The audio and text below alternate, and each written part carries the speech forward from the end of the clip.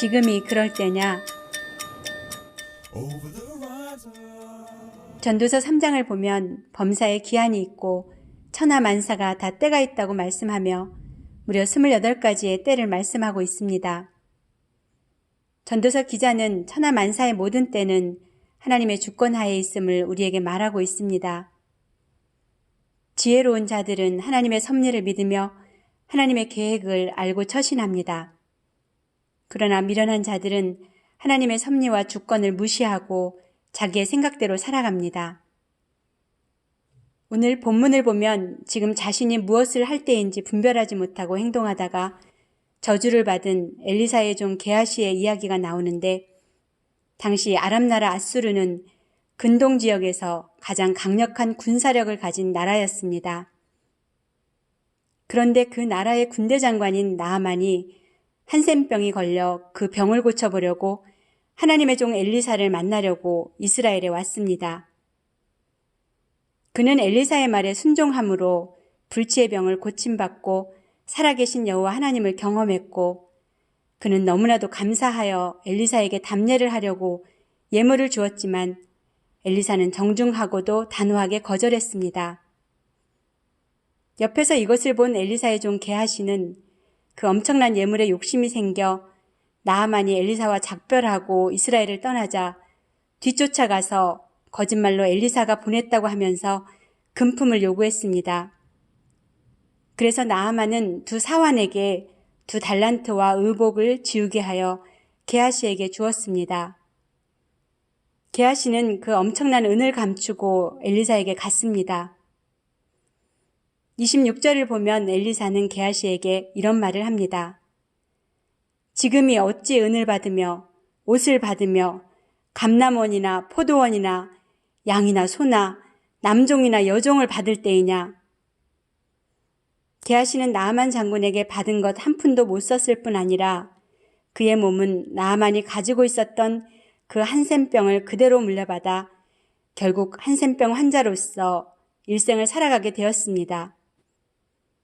우리가 사는 이 시대에 우리는 어떻게 살아야 할까요? 엘리사의 말을 생각해 보아야 합니다. 지금이 그럴 때냐? 그렇다면 지금은 어떤 때이며 무엇을 해야 할 때일까요? 첫째, 영생을 위하여 준비해야 할 때입니다. 지금은 게하시처럼 은이나 옷을 받을 때가 아닙니다. 게하시는 철이 없었습니다. 지금이 어떤 때인지 무엇을 해야 할 때인지 분별하지 못했습니다. 국가적으로, 종교적으로 무엇을 해야 할 때인지, 지금 어떻게 정세가 돌아가고 있는지 몰랐습니다. 그래서 과거와 같이, 아니 일반 사람들이 하는 것처럼 돈을 사랑하고 세상을 사랑하고 쾌락을 좋아했던 것입니다. 지금 한국 교회와 성도들이 어떻게 살아가고 있습니까? 타락한 세상을 본받아 그들이 추구하는 것을 추구하며 살아가고 있으며 시대를 분별하지 못하고 땅의 것에만 소망을 두고 살아가고 있습니다. 지난주에도 말씀을 드렸지만 이 인류의 역사가 그렇게 길지만은 않을 것입니다. 어떤 분들은 아직도 받아들이지 못하는 분이 있는 것 같습니다.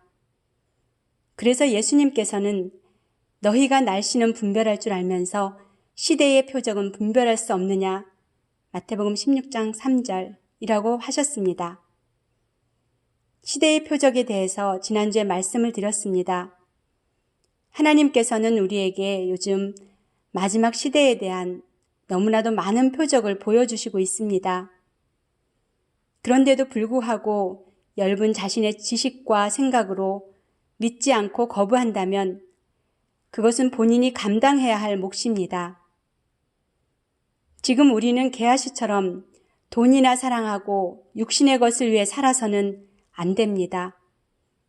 그래서 예수님께서는 썩을 양식을 위하여 일하지 말고 영생하도록 있는 양식을 위하여 하라 하셨습니다. 요한복음 6장 27절. 이제는 썩을 양식이 아닌 영원한 양식을 위하여 살아야 합니다. 둘째, 지금은 회개할 때입니다. 주님의 강림이 임박한 이때 우리가 가장 초점을 맞춰야 할 것은 자신을 돌아보며 지은 죄를 회개하여 청산해야 합니다. 지금 이스라엘은 풍전등화와 같은 위기 가운데 있었습니다. 백성들의 타락으로 국가는 위기 가운데 있었습니다. 우상 숭배와 하나님을 떠난 이스라엘은 하나님의 심판을 앞에 두고 있었습니다. 실제로 오늘 본문 5장에 이어 6장을 보면 이스라엘이 하나님의 징계를 받아 아람에 의해 성이 포위되고 극심한 기근 현상으로 자신의 어린 자식을 잡아먹는 일이 있었습니다. 엘리사는 지금 국가의 위기를 보고 있었습니다. 지금은 민족적으로 회개할 때임을 알았던 것입니다. 그런데 게하시는 그것을 모르고 자기만 배부르고 살겠다고 은을 달라고 요구하여 감추고 의복을 감추고 했으니 기가 막힌 일이었습니다. 이러한 일이 과거 엘리사 때만의 이야기가 아닙니다. 성경은 항상 이 시대를 말하고 있습니다. 오늘 본문은 바로 오늘을 사는 우리 그리스도인들에게 주시는 말씀입니다. 지금 우리가 해야 할 일은 회개입니다. 지금은 정결해야 할 때입니다. 우리 주님 오실 때 누가 그분 앞에 설 수 있을까요? 정결한 자입니다. 죄가 청산된 자입니다. 이제 며칠이 지나면 9월입니다. 수많은 일들이 일어날 것이라고 말을 합니다. 경제 공황과 1월 성신의 징조가 있을 것이고 어떤 분들은 예수님의 강림이 있을 것이라고 말하는 분들도 있습니다. 정말 9월이 청산해가 될지도 모릅니다. 죄가 깨끗이 청산되지 않은 자에게는 엄청난 화가 미칠지도 모릅니다. 그러므로 우리는 무엇보다 먼저 우리의 죄를 회개하여 청산해야 합니다. 죄가 청산된 자에게 하나님은 희년의 축복을 누리게 할 것입니다. 우리에게 참된 회개의 본을 보여준 모델이 다윗입니다. 시편 51편에는 다윗이 어떻게 회개하여 죄를 청산했는지 기록되어 있습니다. 간단히 요약을 하면 1. 하나님의 은혜를 구하며 죄악을 깨끗이 제거하고 지워달라고 구했습니다. 2. 나는 내 죄를 안다고 말했습니다. 3. 주의 성령을 내게서 거두지 말아달라고 구했습니다. 4. 구원의 즐거움을 회복시켜 달라고 했습니다. 5. 피 흘린 죄에서 건져달라고 구했습니다. 6. 내 입을 열어주시고 주를 찬송하여 전파하겠다고 했습니다. 지금은 회개하여 정결함을 유지할 때입니다. 셋째, 지금은 주님과 친밀함을 가져야 할 때입니다. 엘리사는 하나님과 늘 친밀한 관계를 가지고 있었으나 게하시는 그러한 것에는 관심이 없고 오직 나아만의 돈 보따리에만 관심을 가질 뿐이었습니다. 어떻게 하면 돈을 많이 벌 수 있을까? 어떻게 하면 내 집을 세울 수 있을까? 세상적이고 육신적인 것으로 가득 찼습니다. 엘리사는 집에 가만히 앉아 있어도 게하시가 하고 있는 짓을 알았습니다. 게하시는 엘리사 모르게 은 보따리를 감추고 태연하게 엘리사 앞에 섰지만 엘리사는 다 알고 있었습니다. 그것은 그가 하나님과 친밀한 관계를 가지고 있었기 때문입니다. 마지막 시대에 필요한 것은 하나님과의 친밀한 관계입니다. 신랑과 신부가 친밀함이 있을 때 사랑이 더욱 깊어지듯이 우리 신랑 되신 예수님과의 친밀감은 가장 중요한 것입니다. 하나님 앞에 섰을 때 두려운 사람은 아직 준비되지 못한 자입니다. 두려움은 형벌이 있다고 요한 사도는 말합니다. 요한일서 4장 18절. 사랑 안에 두려움이 없고 온전한 사랑이 두려움을 내어쫓나니 두려움에는 형벌이 있음이라. 두려워하는 자는 사랑 안에서 온전히 자라지 못하였느니라. 요한일서 4장 18절. 죄를 지은 현상 수배범은 경찰차만 지나가도 두려워합니다. 그러나 경찰에게 잡힐 죄를 짓지 아니한 사람은 경찰을 두려워하지 않는 것과 같은 이치입니다. 준비된 자는 주님의 오심을 두려워하지 아니합니다. 주님을 사랑하는 자는 마음에 평안이 있습니다. 예수님과 친밀한 관계를 맺어야 합니다. 그분과 교제하고 그분의 얼굴을 구해야 합니다. 그분과의 깊은 시간을 가져야 합니다. 예수님은 시시때때로 하나님과 깊은 교제의 시간을 가졌습니다. 항상 친밀감을 가지셨습니다. 하나님을 만난 적이 언제였습니까? 그분의 음성을 듣고자 밤을 새웠던 적이 언제였습니까? 그분을 만난 감격으로 울며 찬양하던 때가 언제였습니까? 바로 지금이 그런 관계를 가져야 할 때입니다. 하나님과 친밀한 관계를 가지십시오. 그분의 얼굴을 구하십시오. 역대하 7장 14절에서 16절. 내 이름으로 일컫는데 백성이 그 악한 길에서 떠나 스스로 겸비하고 기도하여 내 얼굴을 구하면 내가 하늘에서 듣고 그 죄를 사하고 그 땅을 고칠지라. 이곳에서 하는 기도에 내가 눈을 들고 귀를 기울이리니 이는 내가 이미 이 전을 택하고 거룩하게 하여 내 이름으로 여기 영영이 있게 하였음이라. 내 눈과 내 마음이 항상 여기 있으리라. 이제 기도의 자리로 나갑시다. 그분의 긍휼을 구하고 얼굴을 구해야 합니다. 마지막으로 지금은 올바른 선택과 결단을 해야 할 때입니다. 우리가 인생을 살아갈 때에 중대한 기로에 설 때가 있습니다. 신앙에 있어서도 중대한 결단이 필요할 때가 있으며 선택을 해야 할 때가 있습니다.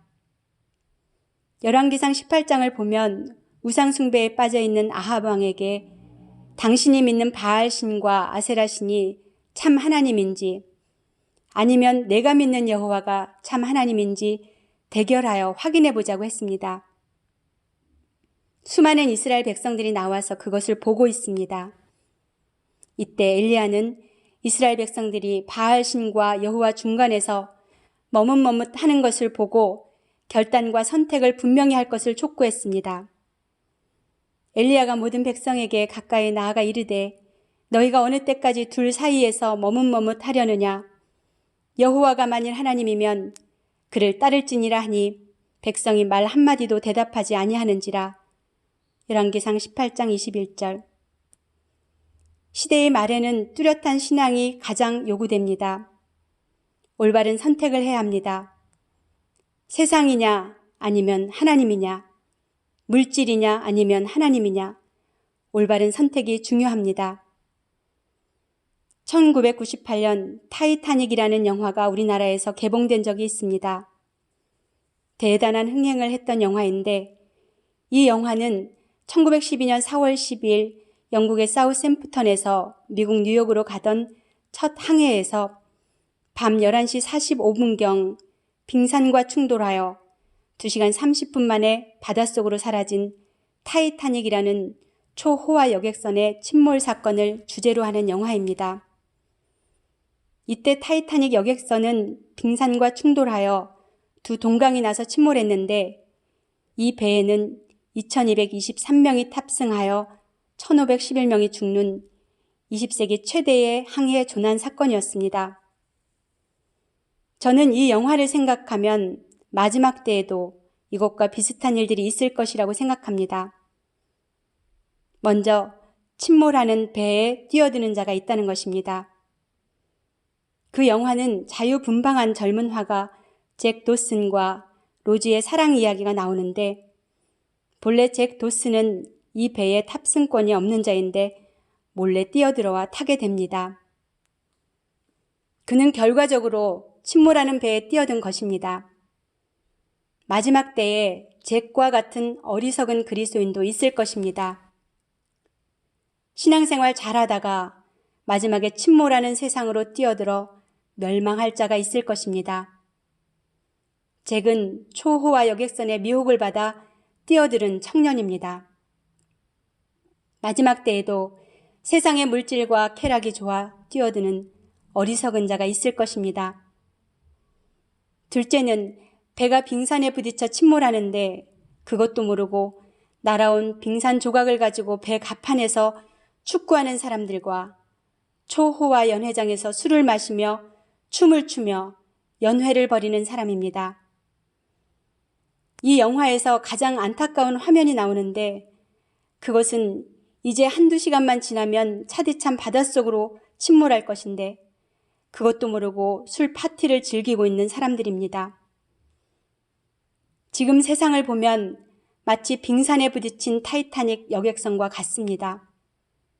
그런데 그것도 모르고 세상을 사랑하고 육체의 것에 미련을 갖고 살아가는 사람이 있다는 것입니다.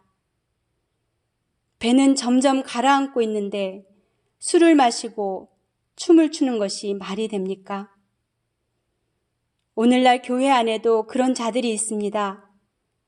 그들에게는 주의 강림이 임신한 여자에게 해산이 갑자기 이른 것 같이 될 것입니다. 예수님과 바울이 경고했듯이 그런 자들에게는 예수님이 도적같이 오시게 될 것입니다. 지금이 그럴 때냐? 라고 말했던 엘리사의 말을 들어야 합니다. 지금 한국 교회와 대다수의 그리스도인들은 침몰하는 배를 보지 못하고 초호화 연회장에서 노래를 부르고 춤을 추고 연회를 즐기는 타이타닉 호에 탄 1등 칸에 탄 사람들처럼 보입니다. 휘황찬란한 조명 아래 인생을 즐기는 자들, 이 배는 빙산과 부딪혀도 끄떡 없을 거라고 생각하는 사람들, 이렇게 살기 좋은 시대에 우리가 태어난 것이 축복이라고 자축하는 자들과 너무나도 비슷합니다. 주님이 그렇게 자세하게 경고했고 수많은 주의 제자들이 주의 강림의 날과 세상 종말을 경고했는데도 이를 믿지 않고 이렇게 살기 좋은 시대에 무슨 주의 강림이 있으며 지구 종말이 있겠느냐고 일축하는 그들이 과연 그리스도인이라고 할 수 있을까요? 세 번째는 인생의 여객선 타이타닉입니다. 영화 가운데 이런 대목이 나옵니다. 이 배는 세계 최고의 배입니다. 꿈의 여객선으로 타이타닉은 완벽한 배입니다. 오늘날 우리가 사는 이 세상은 절대 무너질 수 없는 세상이라고 믿고 있는 사람들이 많이 있습니다. 국가도 내 가정도 이 지구도 영원할 거라고 믿고 있습니다. 그래서 주님의 강림과 세상 종말을 이야기하면 이상한 사람 이야기하듯 듣지 않으려 합니다. 완벽하다고 하는 배 타이타닉은 3시간을 버티지 못했습니다. 끝으로 침몰선과 흔들리는 인생입니다. 침몰하는 배를 보면서 승객들은 흔들리며 아우성을 쳤습니다. 배는 두 동강이 났고 이제는 어쩔 수 없는 상황이 온 것입니다. 그들도 처음에는 춤추는 인생이었습니다. 배의 침몰은 생각하지도 상상하지도 않은 일이었습니다. 침몰할 때 뒤늦게 그들은 두려워하고 흔들리는 인생이 된 것입니다. 지금은 우리도 인생을 즐기며 내일의 비전을 가지고 살아갑니다. 주님의 강림의 소리는 귀에 들어오지 아니합니다. 세상 종말은 영화에서나 있는 이야기로 치부해 버립니다. 그러나 주의 호령의 소리와 천사장의 나팔 소리가 울릴 때 홀로 남은 자신을 볼 때 그는 드디어 무슨 일이 일어났는지를 알고 후회하며 흔들리는 인생이 될 것입니다. 노아가 방주를 만들며 백성들에게 복음을 전할 때 그 누구도 귀담아 듣지 않았습니다. 롯의 사위는 농담으로 여겼습니다. 그러나 방주문이 닫힌 후 그들은 어떻게 되었습니까? 하늘에서 유황불이 떨어질 때 롯의 사위는 어떻게 되었습니까? 지금은 선택해야 할 때입니다. 지금은 선택의 시간입니다. 주님의 말씀을 믿고 준비할 것인가? 아니면 이제까지 살아왔던 방식으로 안일하게 살 것인가? 하나님을 선택할 것인가? 아니면 세상을 선택할 것인가? 구원의 방주에 오를 것인가? 아니면 방주 밖의 세상을 선택할 것인가? 천국의 면류관을 위하여 살아갈 것인가? 아니면 세상의 돈과 즐거움을 택할 것인가? 지금이 그럴 때냐? 엘리사의 소리가 이 아침에 당신의 귀에 들려지기를 바랍니다.